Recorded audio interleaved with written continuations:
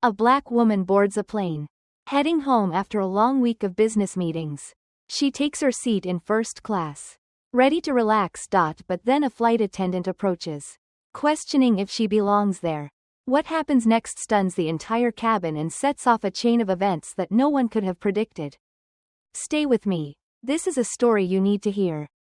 Before we dive in, let me know in the comments where you're tuning in from.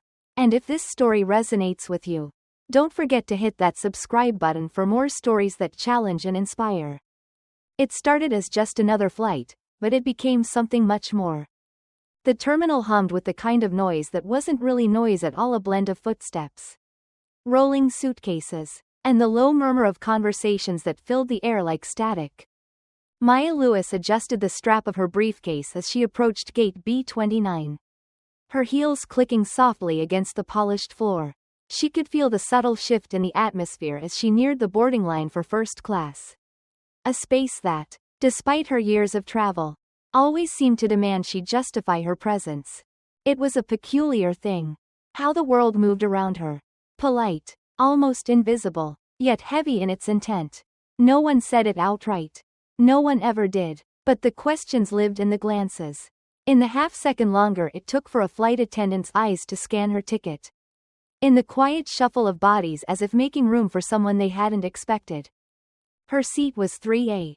By the window. She'd chosen it deliberately. Far enough from the galley to avoid noise. Close enough to the front to disembark quickly. The seat itself didn't matter. Not really. It was what the seat represented that carried weight. As she crossed into the first-class cabin, Maya felt the eyes. She always did. The man in 2C barely looked up from his newspaper. But his hand rested on the armrest in that subtle way that said he was aware of her. The woman in 1A. Pearl earrings glinting under the cabin lights.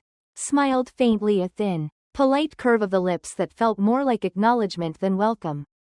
Maya slid into her seat and placed her briefcase carefully beneath the seat in front of her. Moments later, the flight attendant appeared, her uniform pressed to perfection. The silver wings pinned neatly to her chest catching the soft overhead glow. Amelia Ross. According to the name tag. Young. Perhaps mid-20s. Still carrying that sense of pride in her role. The kind that hadn't yet been worn down by years of routine. "Good evening, ma'am," Amelia said, her voice bright but with the tightness of someone performing. "I just need to verify your seat assignment." Maya's fingers paused on the latch of her bag. Her eyes lifted slowly to meet Amelia's, holding them for just long enough to let the silence speak first. She reached into her coat pocket and retrieved the boarding pass, sliding it across the small ledge between them without a word. Amelia's smile thinned, though she tried to keep it in place. The boarding pass was crisp. The seat number clearly printed. First class. 3A. But Amelia didn't hand it back right away. "Thank you," she said, her eyes lingering on the ticket a second longer than necessary. "We've had a few issues with our manifest lately. Sometimes the system doesn't update." Maya knew better than to press. "I understand," she said, though her voice carried none of the warmth Amelia seemed to expect. It wasn't the first time. And it wouldn't be the last. As Amelia returned the boarding pass, Maya caught the glance she exchanged with another crew member standing near the galley. A small tilt of the head. The quiet language of shared assumptions. Maya exhaled, turning toward the window, the reflection of the cabin stretching back at her from the glass. She thought of her father. How he used to tell her that dignity wasn't about what the world gave you. It was about what you refused to let it take. Still, she wondered how many more flights it would take before her seat no longer felt like something borrowed. The hum of the engines was steady, but the silence in Maya's row was louder. She didn't move, didn't shift in her seat.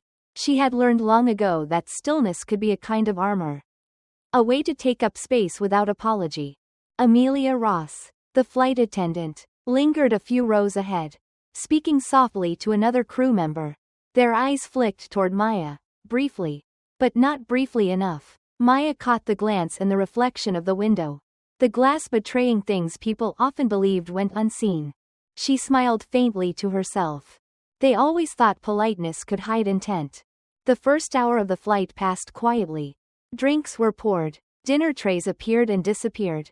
Maya barely touched the roasted chicken on her plate, more interested in the patterns of small interactions happening around her. She watched as Amelia glided effortlessly down the aisle, offering wine refills and warm bread. She bent down slightly when speaking to passengers in seats 1A and 2C. Her smile soft and easy. But when Amelia reached Maya's row, the air changed, sharpened. "Can I offer you anything else, ma'am?" Maya looked up.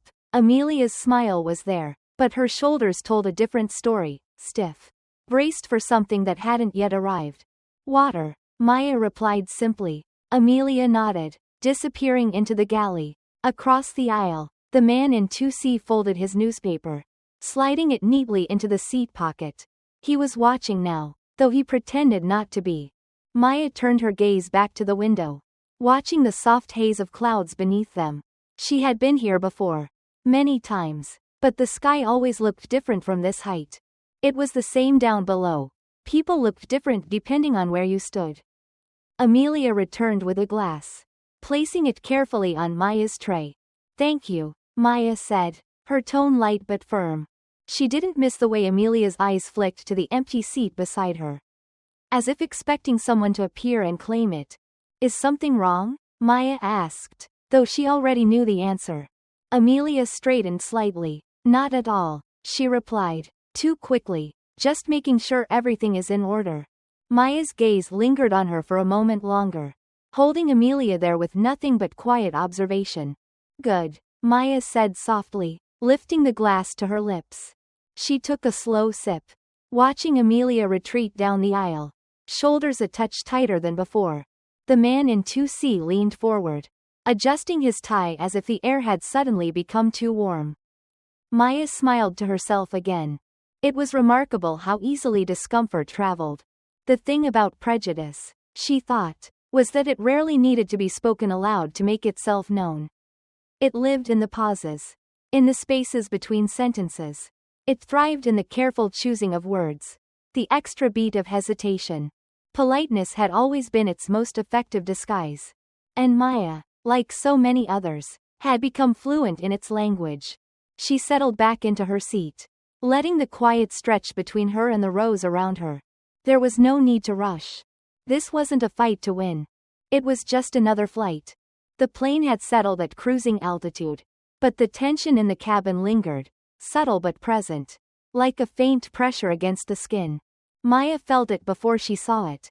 Amelia, the flight attendant, had returned. This time, she wasn't alone. Sandra, the senior attendant, trailed just behind her, eyes scanning the cabin with the ease of someone accustomed to authority. Maya straightened slightly, her hand resting on the closed laptop in her lap. She recognized this choreography. Sandra stepped forward, smoothing the front of her uniform with one careful motion. "Ma'am," she began, her voice warm but professional. "I'm Sandra, the lead attendant for this flight. I understand there was a question about your seat earlier?" Maya looked up slowly, letting her gaze settle on Sandra's face long enough for silence to make its mark. "I showed your colleague my boarding pass," Maya replied, her tone as smooth as glass. "Yes, of course," Sandra said quickly, her smile tightening at the edges. "I appreciate that. It's just that." She hesitated, the words faltering somewhere between reason and assumption. "There's been some confusion with seating in first class today," Amelia interjected, standing just over Sandra's shoulder, eager to justify her earlier scrutiny. Maya's eyes didn't leave Sandra's. "Is that so?" Maya asked, her voice quiet but sharp enough to split the air. Sandra shifted slightly, sensing the current beneath Maya's calm exterior. "It's nothing to worry about," Sandra said, smoothing the moment over with the grace of someone used to extinguishing sparks before they caught fire. "I'm not worried," Maya replied. "I'm curious."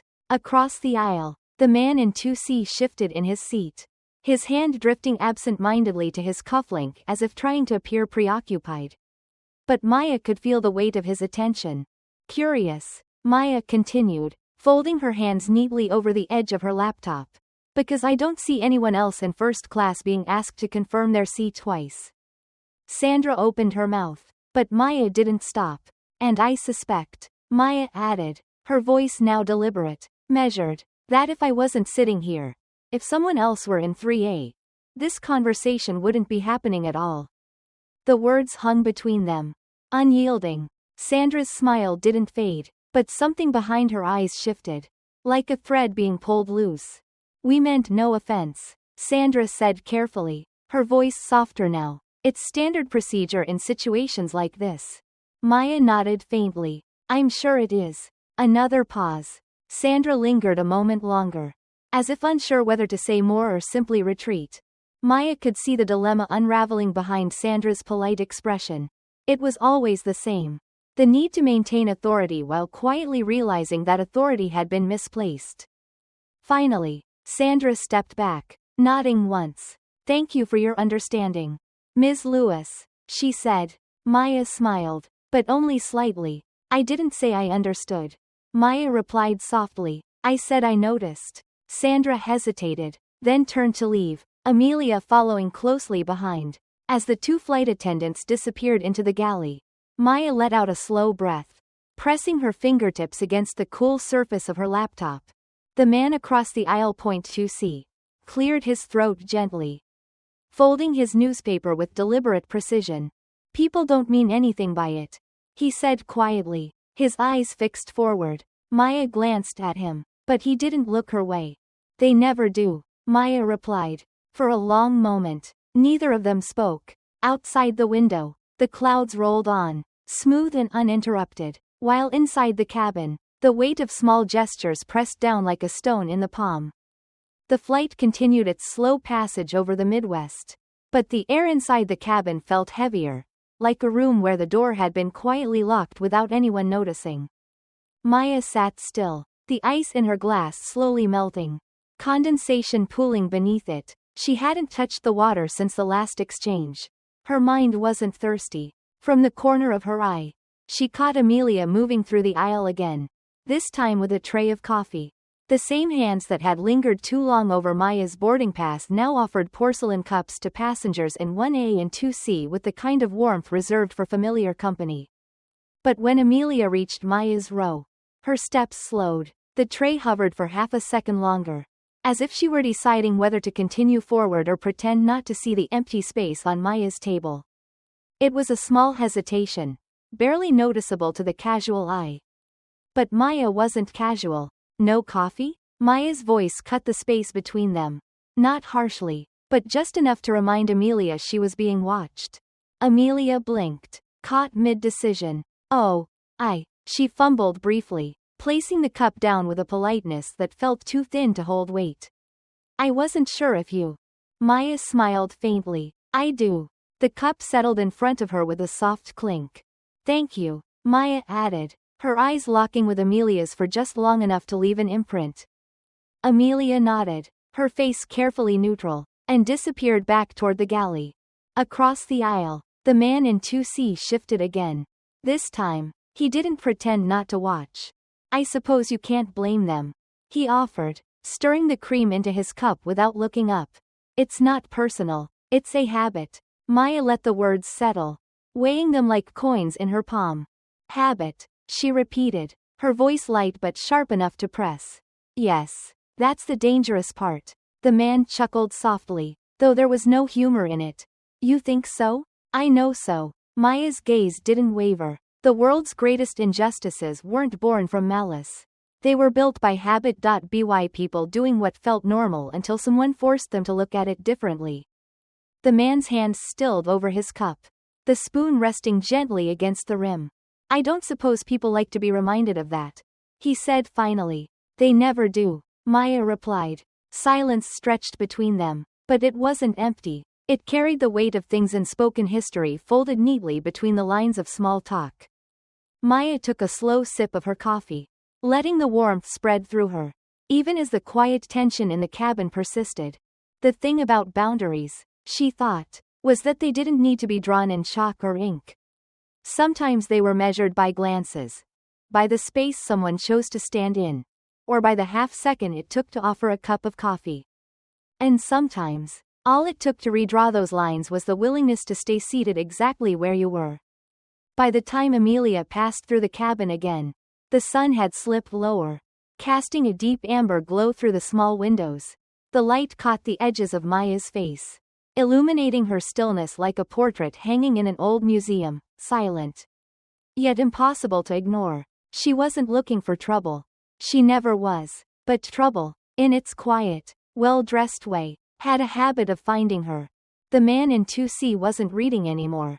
His newspaper sat folded on his lap. But he hadn't turned the page in at least 20 minutes. His eyes lingered on the ice melting in his glass, though Maya suspected his attention hadn't really left her since their last exchange. And then, as if summoned by the very weight of that thought, he spoke. "You seem awfully calm about all this," he said, his voice low but clear enough to carry between them. Maya didn't turn her head. "What would you have me do?" The man exhaled, a soft sound like someone settling into a story they weren't sure they should tell. "I don't know," he admitted. "I suppose I'd be angrier." Maya allowed herself the smallest of smiles. "Would that make it easier for you?" His gaze flicked toward her, surprised by the sharpness tucked beneath her soft tone. "No, I didn't mean," he began, but Maya raised a hand, halting him mid-sentence. "I know what you meant," she said gently. "People expect anger because it feels familiar. It fits a narrative they understand."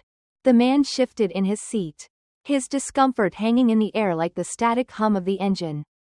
"But calm," Maya continued, turning slightly to face him now.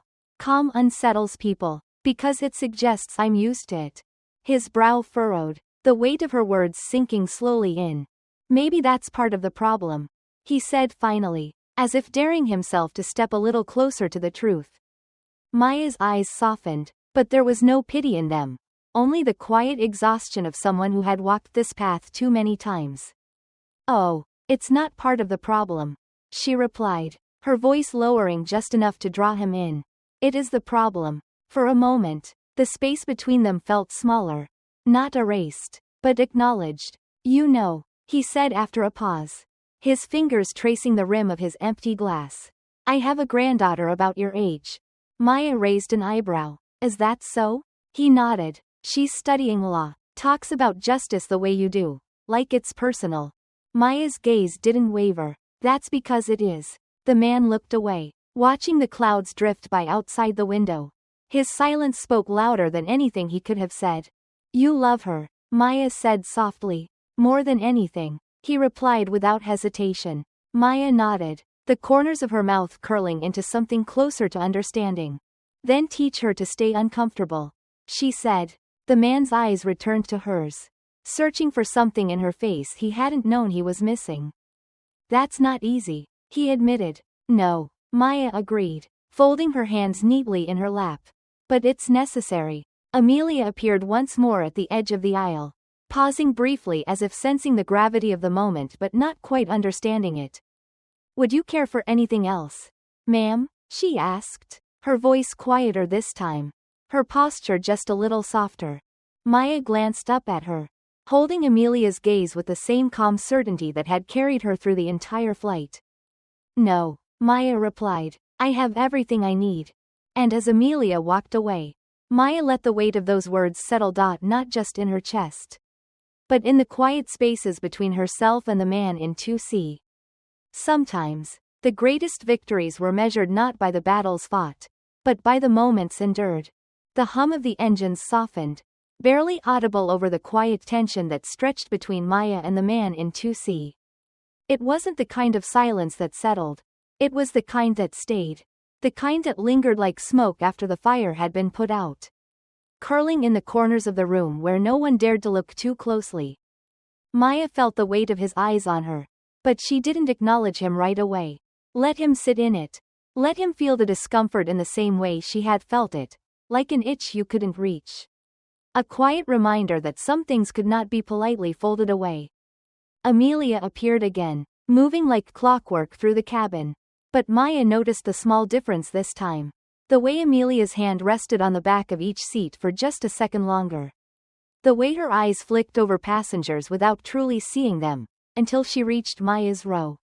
Amelia didn't say anything, but Maya caught the flicker in her expression. A tightness, a silent request for this to be over, for the air to return to normal. But normal, Maya knew, had never been hers to claim. The man in 2C leaned slightly forward, resting his elbow on the armrest between them, close enough that Maya could feel the warmth radiating from him. The hesitancy. 2. You know, he began, carefully choosing each word as if afraid to step on glass. I think I understand what you're saying.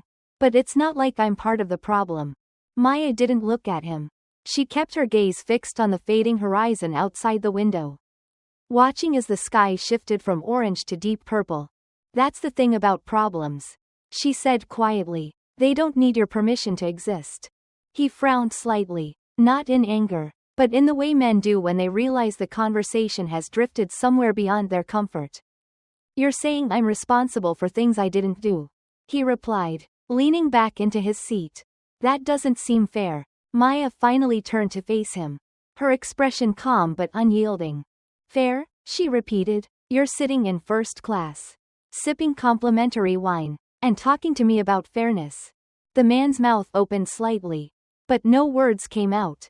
He looked away, shifting his gaze toward the seatbelt sign as if hoping it might offer him an exit. I'm not blaming you, Maya continued, softening the edge just enough to keep him listening. But pretending the problem isn't yours? That's how it survives. He was quiet for a long time. When he finally spoke, his voice carried less certainty, as though he was beginning to understand just how large the room really was. My father used to tell me things were different back then, he said, his eyes distant now, that people didn't know better. Maya nodded slowly. And what do you tell your granddaughter? The question hung in the air like a weight between them. His eyes lowered. I tell her things are better now. Maya smiled faintly. And is that the truth? He didn't answer right away. For the first time since they had boarded the flight, Maya saw something shift in him. Not dramatically, but just enough to make space for doubt. I thought it was, he admitted softly. Maya leaned back into her seat, crossing one leg over the other. That's the thing about history, she said, letting the words settle like stones. It doesn't ask if you're ready to confront it. It just waits for you to stop pretending it isn't there. The man nodded slowly, his gaze fixed somewhere far beyond the cabin, beyond the clouds stretching endlessly outside the window. It wasn't a resolution. Maya hadn't expected one. But sometimes, the quietest victories came not from winning an argument, but from planting a seed. One that would take root long after the conversation had ended. As the plane pressed forward through the darkening sky, Maya let the silence speak for itself. There was nothing left to say. At least, not yet. The plane dipped slightly, the quiet hum of descent settling over the cabin. The seatbelt sign flickered on, and Amelia's voice, soft, rehearsed, drifted through the speakers, instructing passengers to prepare for landing. But the tension between Maya and the man in 2C didn't move. It stayed fixed, suspended between them like the space between breaths. Maya could feel his thoughts shifting, turning over the shape of her words like smooth stones in his hand. She wasn't asking for guilt. She never did. Guilt was too fleeting, too selfish. It made people retreat inward when the world outside was already burning. What she wanted was far heavier. Recognition. The kind that didn't shrink when the lights came back on. The kind that settled in your bones long after the room had emptied. The man in 2C cleared his throat, his hand tightening briefly around the armrest as if steadying himself against the weight of something invisible. You know, he began softly, I thought I understood. I really did. Maya didn't respond. But maybe that's part of the problem, he added, his voice quieter now, more fragile than before. Maybe I thought understanding was enough. Maya's eyes didn't leave the window. The city lights below flickered in distant clusters, small constellations stitched into the dark. It isn't, she replied. The man exhaled through his nose, nodding faintly as if he had known the answer before he asked. Amelia passed by, her hands brushing the seatbacks with a lightness that seemed different now, measured, more careful. She didn't stop at Maya's row this time. Perhaps she'd already learned everything she needed to know. The man in 2C shifted slightly toward Maya, though he kept his gaze forward, watching the shadows of the cabin stretch long against the soft overhead lights. My father used to say things were simpler when he was young, he said, the words drifting out slowly, almost reluctantly. He'd tell me the world wasn't as complicated as it is now. But I've been wondering. His hand rested against the folded newspaper in his lap, smoothing the edges in quiet thought. Maybe things weren't simpler. Maybe they were just quieter. Maya glanced at him now, catching the faintest trace of vulnerability in his eyes. The kind men like him rarely allowed to surface. Silence always looks like simplicity, Maya said, her voice steady but soft. Until you hear who it's been covering up. The man let out a faint, knowing chuckle, but it didn't reach his eyes. Seems have been covering up quite a bit, he admitted. Maya studied him for a moment, watching the way his fingers pressed absently against the armrest, as if he were holding onto something he hadn't yet decided to let go of. Maybe, Maya replied, but the thing about knowing better. She leaned in slightly, her voice lowering just enough to hold the moment in place. Does that leave you with fewer places to hide? The man met her gaze now. And for the first time since the plane left the ground, there was no trace of defensiveness behind his eyes. Only recognition. You're right, he said quietly, the words settling between them like stones. Maya nodded faintly, but she didn't offer him comfort. It wasn't her job to soften the truth. Outside, the runway lights stretched into long golden lines beneath the wings as the plane descended. The wheels touched down with a soft thud, the cabin rocking gently as it slowed. Passengers shifted, phones buzzed back to life, and the familiar rustle of gathering bags filled the space where the silence had lingered. But as the man in 2C stood to retrieve his coat, he paused, just for a second, glancing back at Maya with an expression that felt closer to humility than he was likely willing to admit. You've given me a lot to think about, he said, his voice softer now, free of the earlier stiffness. Maya met his gaze and nodded. I hope so, she replied. The man hesitated for a beat longer, then slipped into the stream of passengers, his figure disappearing down the narrow aisle. Maya remained seated, watching as the cabin slowly emptied. The thing about these moments, she knew, was that they rarely ended in applause or grand revelations. They didn't unfold like the stories people like to tell. The kind where change came swift and permanent. Like flipping a switch. No, this was quieter. It was the weight of knowing. The kind of knowing that followed you home, sat beside you at dinner, and whispered in your ear when the world around you tried to convince you nothing had changed. But something always did, even if only by inches. The cabin was nearly empty now. The final rustle of coats and carry-ons faded down the narrow aisle, leaving behind the quiet hum of the plane's engine powering down. Maya remained seated, letting the world move around her as if she had all the time in the world. She could feel the absence of the man in 2C, as though the space he left behind still carried his uncertainty, lingering like the faint trace of someone's cologne long after they'd left the room. This was how these things always ended. Quietly. Maya had learned long ago that most people would rather brush against the edges of truth than hold it. They'd sit with discomfort for as long as it took to avoid making a scene, then slip away at the first opportunity, grateful for the escape but not quite sure what they were escaping from. She stood slowly, retrieving her briefcase from beneath the seat. The plane door stood open now, and Amelia, the young flight attendant, stood near the entrance, offering polite smiles to those still disembarking. As Maya approached, Amelia's gaze flicked to the floor, then back up with an awkward swiftness. Thank you for flying with us, Amelia said, her voice careful now, shaped by the weight of earlier missteps. Maya paused for a moment, her hand tightening slightly around the handle of her bag. She could feel Amelia waiting, hoping for forgiveness without daring to ask for it. But Maya didn't offer her the comfort of easy absolution. Instead, she tilted her head slightly and asked, "What will you do next time?" Amelia's smile faltered. Her eyes searched Maya's face for a cue. Some sign that this was just another passing interaction. Something she could leave behind when the next passenger stepped forward. But Maya's gaze didn't waver. I suppose I'll try to be more aware," Amelia replied, her voice softening. "I didn't mean." Maya held up her hand, stopping the words before they could land. "I know you didn't," Maya said quietly. "That's the point." Amelia's eyes flickered with recognition. She nodded, the faintest trace of understanding settling into the corners of her face. Maya stepped onto the jet bridge, the cool airport air brushing against her skin. As she walked through the terminal, she spotted the man from 2C near the baggage claim, standing with his hands in his pockets. His gaze distant as if the ground beneath him wasn't as steady as it had been when he boarded.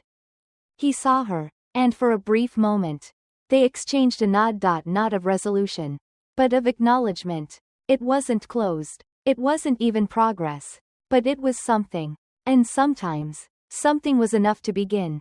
As Maya stepped into the flow of travelers, disappearing into the hum of arrivals and departures, she thought of her father's words. The ones he used to tell her when the world felt heavy and unyielding. They don't have to understand today, he'd said, but one day, they'll remember. And that's where change begins. Maya smiled faintly to herself. Yes, one day. But for now, she will keep taking the next step.